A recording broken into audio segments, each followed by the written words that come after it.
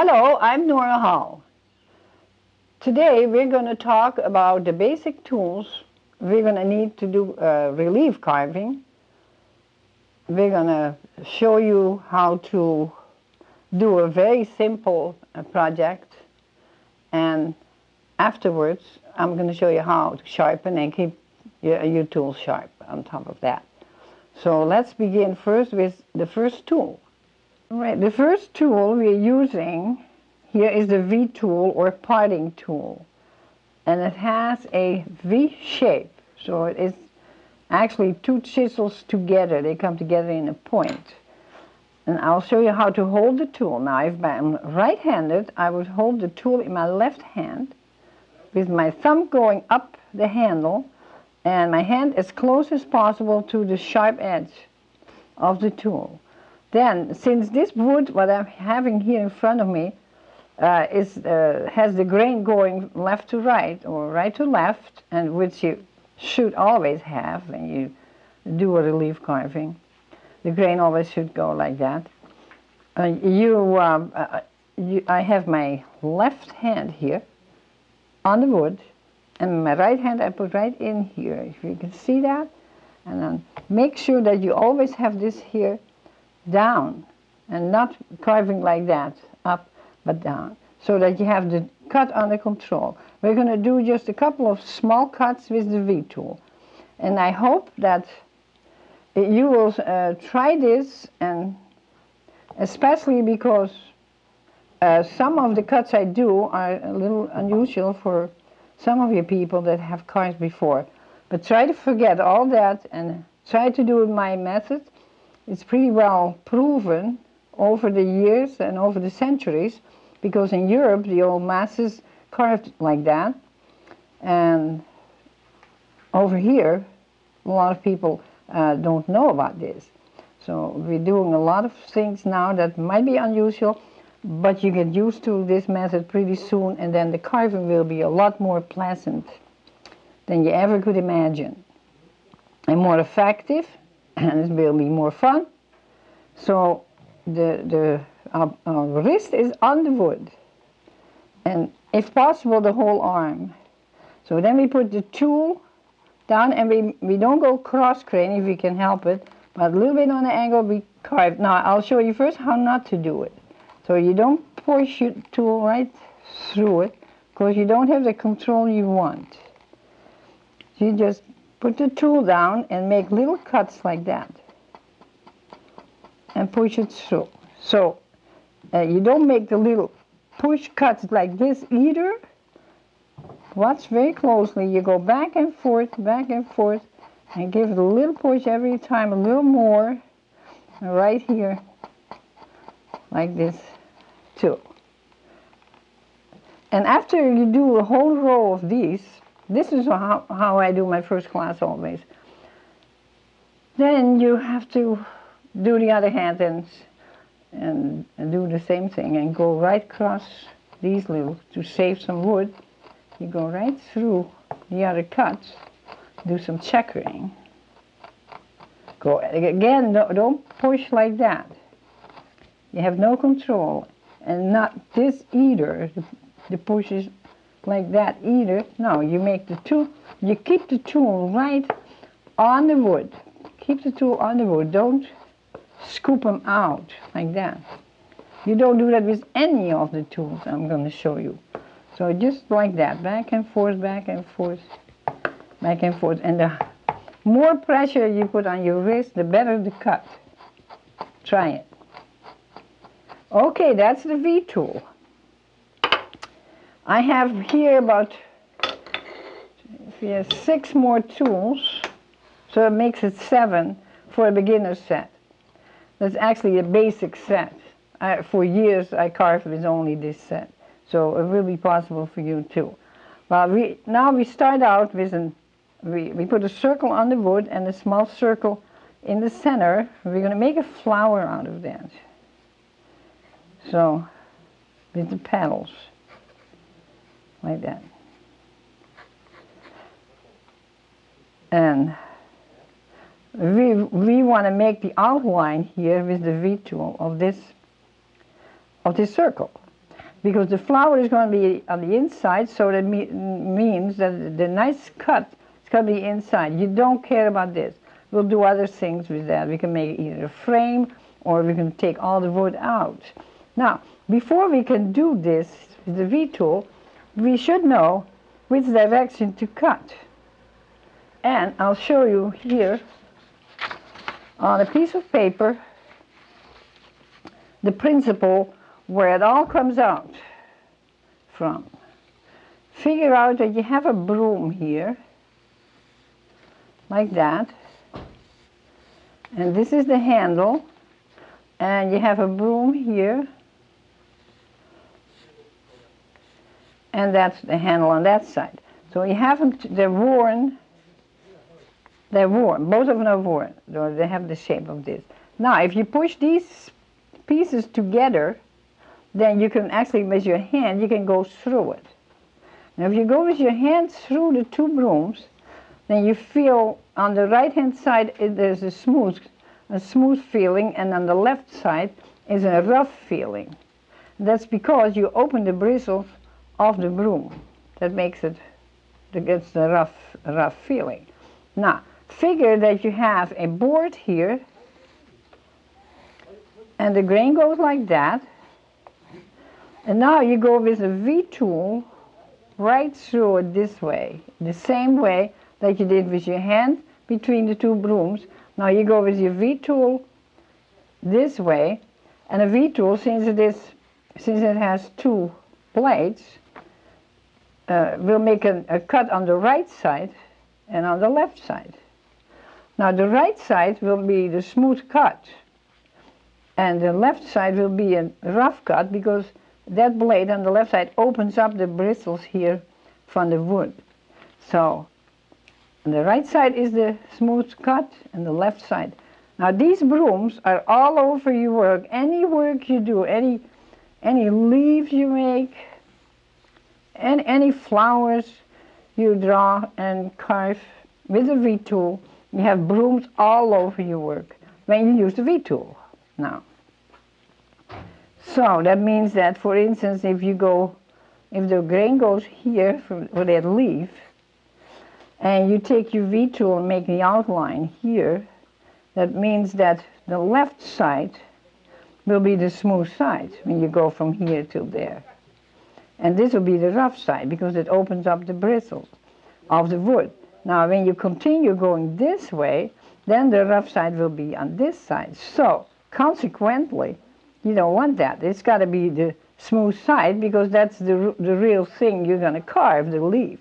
You don't care about the outside. So that means that then first you go this way, and then from here you go that way. So that's the principle of the broom. And it might just help you to remember all that. All right, when we're going to make an outline with the V tool around this flower, we want to be sure that the smooth side is on the inside. So if we take the V tool right here, let me get it balanced. We take the V tool right from the top here, and we go that way.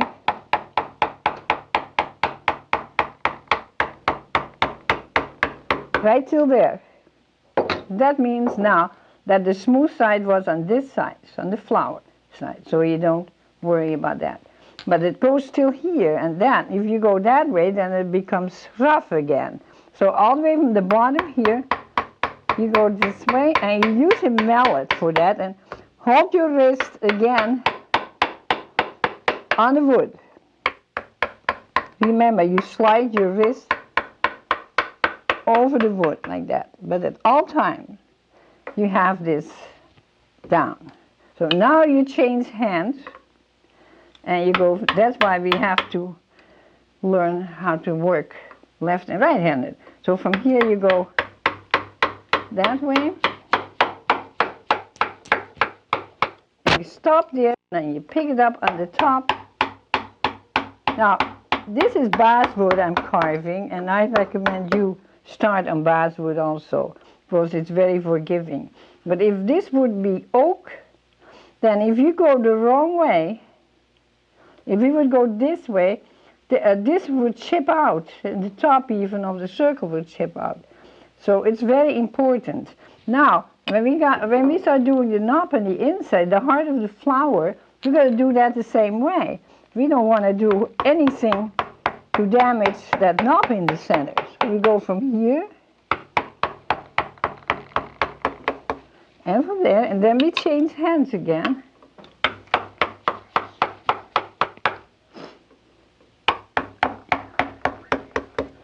Okay, that's the V tool. Now we're going to use a different tool.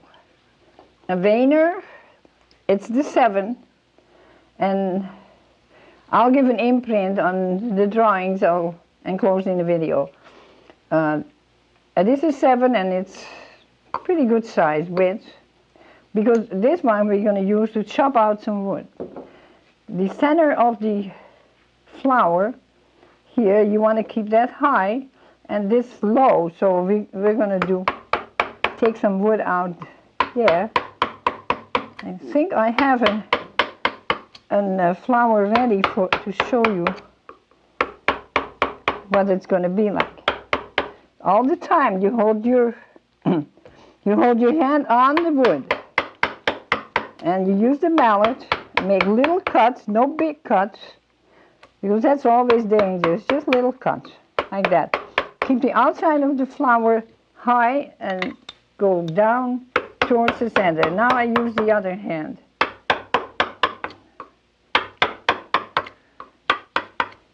Right there.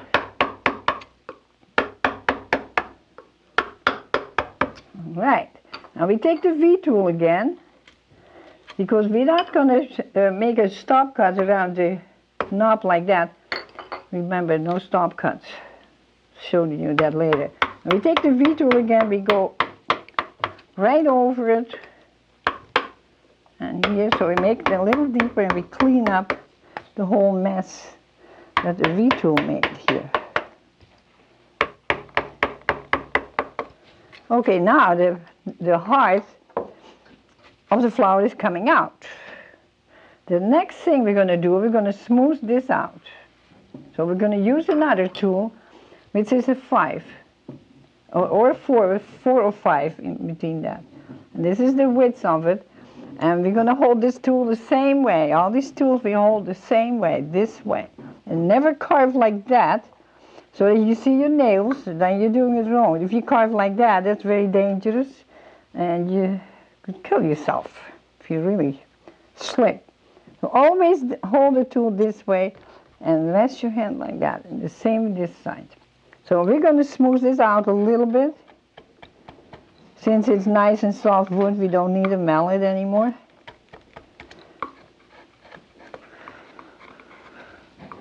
Like that, and here. Now we change hands again, we go that way.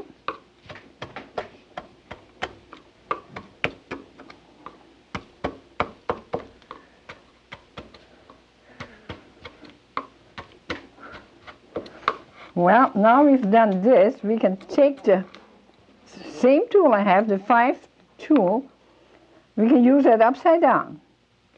And that means you need an inside bevel. When I show you how to sharpen your tools, I'll talk about the inside bevel.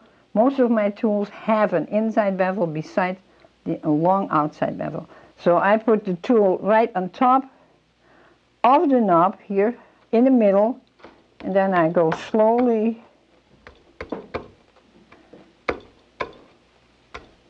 I turn it like that, and then I change hands and go that way, the other side. So half of the knob is already round, as you can see. Now you would think that now you can go that way to make this round and that. But we don't do it because we'll knock the top of the heart of the flower off. So we go in on an angle, we go right in the middle here and smooth this out. And the same here, slightly to the right. So that is a lot safer.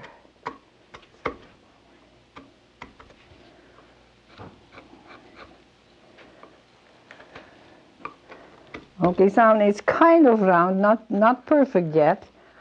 And now we take another tool, which is the 3. Now we're going to go to the carving tool number 3, this one. It's almost flat. And we're going to really smooth this whole flower out.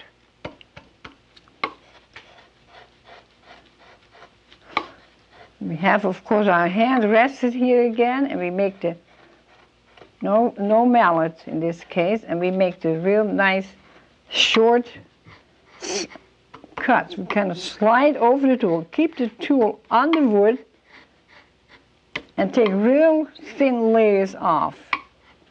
And you have completely under control what you're doing. Of course, we have the grain of the wood here that I never talked about. This is a different surface now. But that is kind of hard to explain. But when you carve like this, what I'm doing now, you know when you go with the grain. The wood is nice and shiny and doesn't, it just slides nicely over the wood.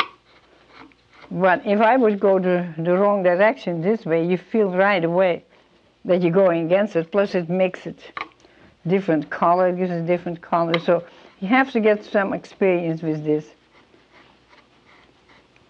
The grain of the wood was very important, what I showed you for the V tool.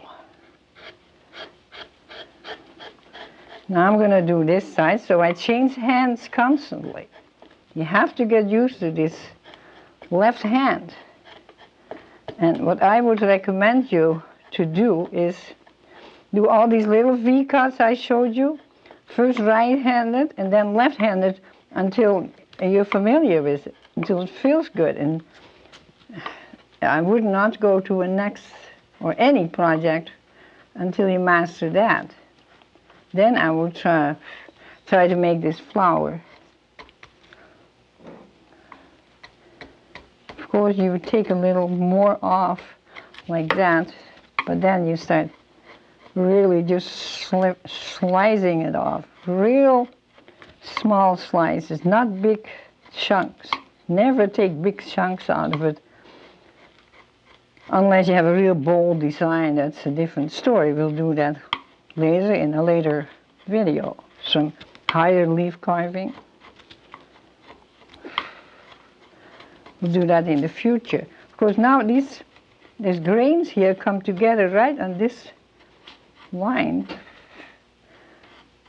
And you just got to be a little careful. And that's where the advantage comes in of taking really thin slices off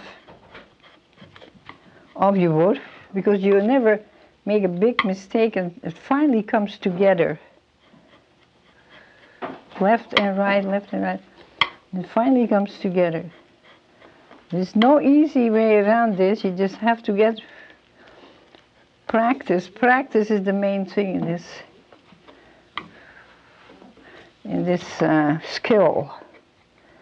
The more hours you spend on with your carving tools, the better you get. Okay, let's say that this is done now. As you can see, it's still dirty. There's stuff around it. It's not completely round. We're going to take the 7 back again. That's the one where we chopped all that wood out with. And I think this tool fits just perfect around this center of the flower. And you make little push cuts. No stop cuts. Just little push cuts. You push it in. No mallet. Nothing. And then you can make it as perfect. You can actually travel with your tool around. If you put it on a little bit on a point, instead of going it straight this way, you can travel with it and make it like a knife, slice the circle around it. Like that, and then with the same tool, you make a second cut, like that, to make a little groove in here that gives it more shadow. All we do is When we carve, we create shadow anyway. So we do.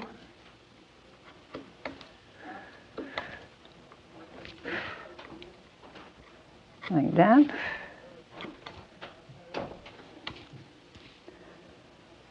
Okay, so we figure out that this knob is pretty perfect. Now we take our pencil, we make a line here, then a line here, there, there. So we divide this whole thing in 5 petals. We're going to do the V-cut now, right here with the mallet. Remember, the mallet is being used with the V tool a lot. You have just way more control when you use the mallet than when you do it by hand or you hit it by hand. You're changing hands again a million times when you carve a project like this. All right, now we're going to take a different tool. And it is a smaller 5. And this is the shape of it. It's a 5 tool. And this happens to be a fishtail, which is not necessary. This is a nice width. We can use a little more narrow also. Now this is, okay, we're going to do this cut now. Watch. 1,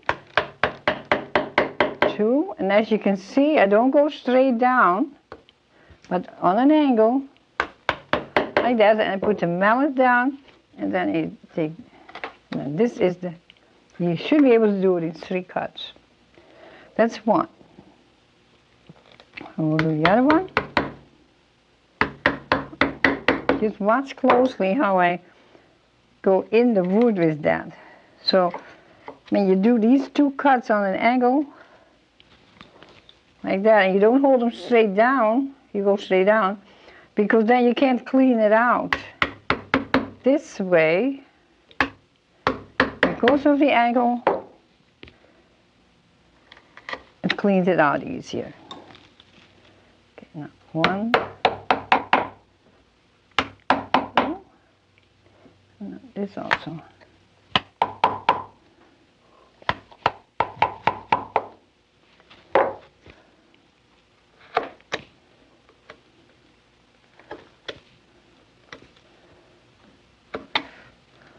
Okay, now the flower is almost finished. Of course, you can make a real complicated flower out of this, with ups and downs and all that stuff, but this is just a simple design that we do for the beginners. Now, I have a veiner here, a pretty small, narrow veiner.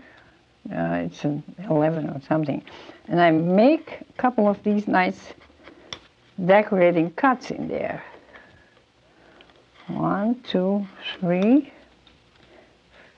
The middle one you make a little longer than these 2. Make these a little smaller, I do.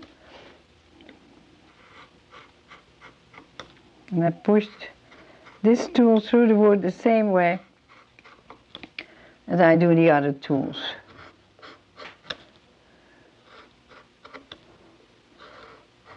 Now I want to talk just a little bit about the surroundings of these flowers. We were talking about the rough side and the smooth side. Remember, this is the smooth side and this was the rough side. We got to do something with that. We either make a frame around it, which we can do with a small 5 here, and I'll show you how to do that. Kind of a frame, you call that.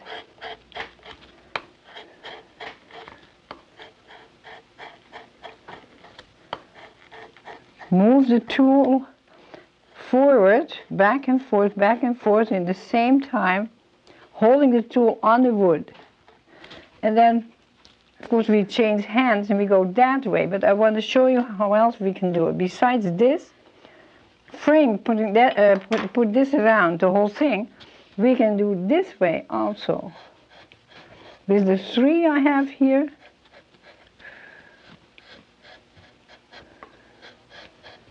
we just slowly go down towards the flower.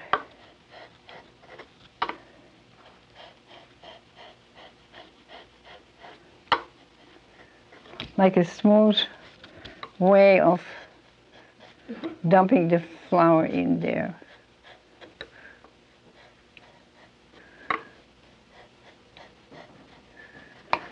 This is a fantastic design to learn how to use the basic tools that I was talking about. I would recommend you do this design about 4 or 5 times so that you really get familiar with how to hold the tools and how to cut them and how to make it better and better. When you have done these 4 or 5 times, you probably know by that time how to use them. So I would really, and remember also that it is important that your tools are very sharp. And that's what we're going to talk about right now, how to keep them sharp or how to make them sharp. We're going to have 2 tools here, the free tool and a 5. I'm going to show you how to sharpen them or how to keep them sharp.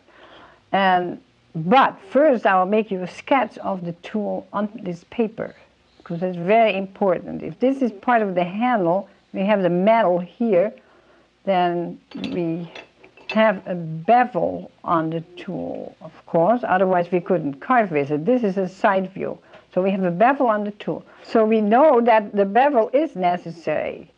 This is the side view of the metal of the tool. So when we have a nice long bevel, then the carving itself is going to be a lot more pleasant with relief carving, because you can hold the tool pretty low. If we have a short bevel, you got to hold the tool like that and then carve, and you have no power at all. So that's why we love to have long bevels for our relief carving, long bevels. So we make those long bevels on. But this becomes really thin here then, and it's pretty brittle, and it chips out real easy. So to solve that problem, we make a tiny inside bevel right here. So then the bevel is long and the other side is a small bevel, and it makes that point stronger. It solves that problem. And on top of that, we can use the tool upside down on the other side too, because we have a little bevel there. We can hold it up. Otherwise, if you don't have a bevel, you just have to carve like that with the tool. Of course, it's impossible. So like that. So that is the main thing we have to focus on now.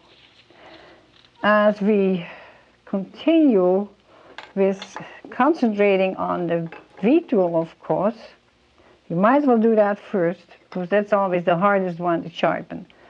I have a set of stones here they're made specifically for carving tools. They have the V tool shape there, and here the gouaches and for the inside bevel. Now these are never wearing out. I've used them for so many years, my students. And this is an Arkansas, and it takes off the steel, and this is a honing stone. And as I said, just contact me on the website, and I'll tell you all about stones, where to get them, and the tools, the tool brands that I recommend. So just do that, and then we don't have to talk about it now. Okay, if we start with the V tool, that I promised, and it's the hardest one because it's actually 2 tools in one, we use the Arkansas stone first, and we put a little oil on it. This is just household oil, maybe a 75 cents or something like that. So we hold the tool right there. So we make sure that that bevel, that existing bevel, is right flat on the stone, and then we start moving left to right, and until the whole surface of the stone you can see on here. So you have to get rid of that shiny end right there. So that way you know that you came all the way till the end. of the bevel. See, and it's just about, I'm just about there. Okay, now that is one side, and then you go slowly over to the point, a little bit over the point, and then you make sure that you do the other one the same way, all the way to the end of the edge, right at the edge.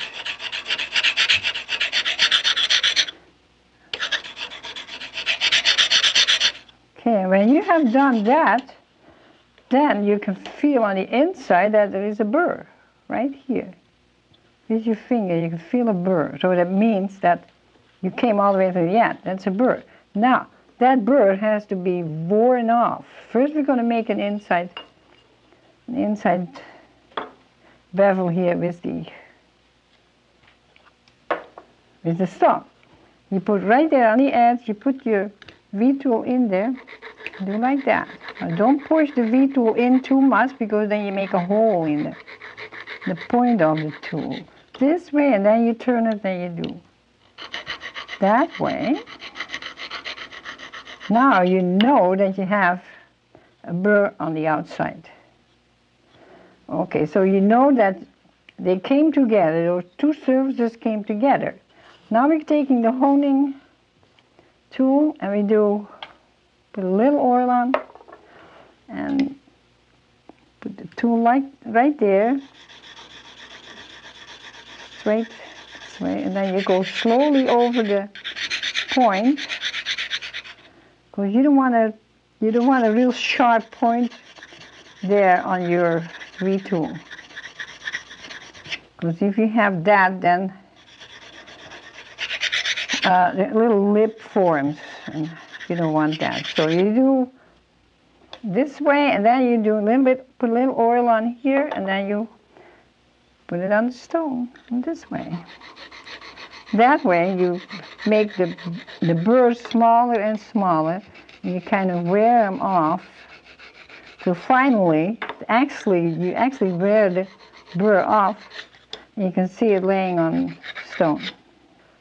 Since we have sharpened this tool now, there is no burr on the outside or on the inside anymore. We can do it on the ladder strap later on, but first I want to show you really how to do a gouge. And I have on here in my hands, it's about a 5. We put a little oil on the stone again, on the Arkansas stone, to make a nice long bevel. We hold it like that, and then we go back and forth like that. And while we are doing that movement, we turn the tool slowly. So you don't do this way because you lose your angle. But no, you keep them on the stone, and then you slowly move it back and forth until you have a burr on the inside. Okay, then you put a little bit of oil on the round edge for the inside bevel of this tool. You put them on like that, and then you do this. Like that until you feel the outside burr here, and then you go slowly. Another time you do this on this side, and then you take your honing stone right here. A little oil on. Like that, at the right angle. It's right against the stone, and you slowly turn your tool. Not this way, remember that.